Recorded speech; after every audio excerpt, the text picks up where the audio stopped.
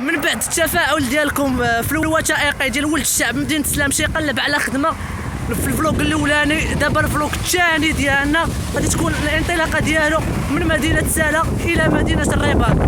بغيتو تعرفوا شنو كاين وشنو غادي يوقع ويلا معايا. يا واش دايرين معكم محمد فيديو جديد. وقبل ما نبداو هذا الفيديو دابا تنساوش تابونوا عندنا لاشين وتبارطاجيو الفيديو مع صحابكم.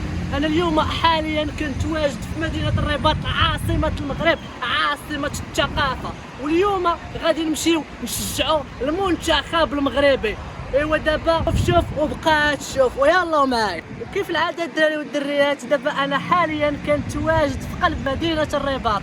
دابا خليكم مع سينيماتيك، غنخليكم مع الاجواء ومن بعدها غادي نمشيو لمدينه سالا.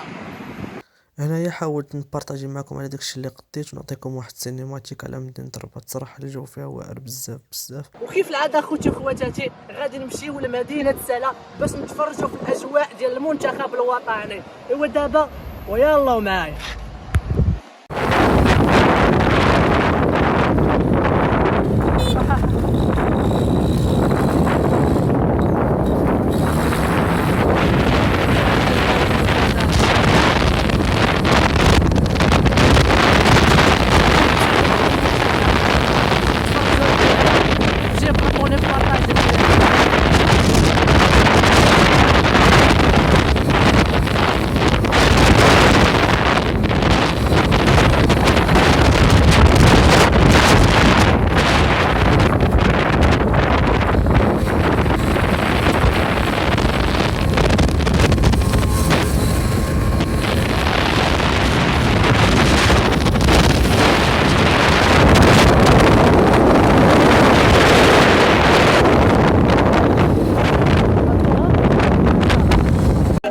العاده الدراري راه وصلنا لسلا وشادين الكونسوماسيون ديالنا وجالسين هانتوما كتشوفونا على الاجواء البلباله من بعد ان المنتخب الوطني ماركا 1-0. ودابا حنايا راه جالسين وكاين غير البلباله وغادي نبارطاجي معكم كاع الاجواء.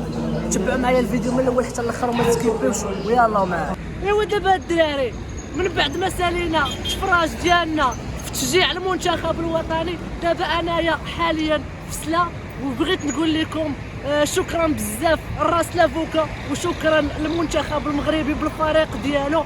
هادشي اللي غادي يكون في هذا الفيديو هذا. بغيتكم كاملين تخليو لي لي كومونتير ديالكم لتحت ونتلاقاو في الفيديو الجاي والسلام عليكم.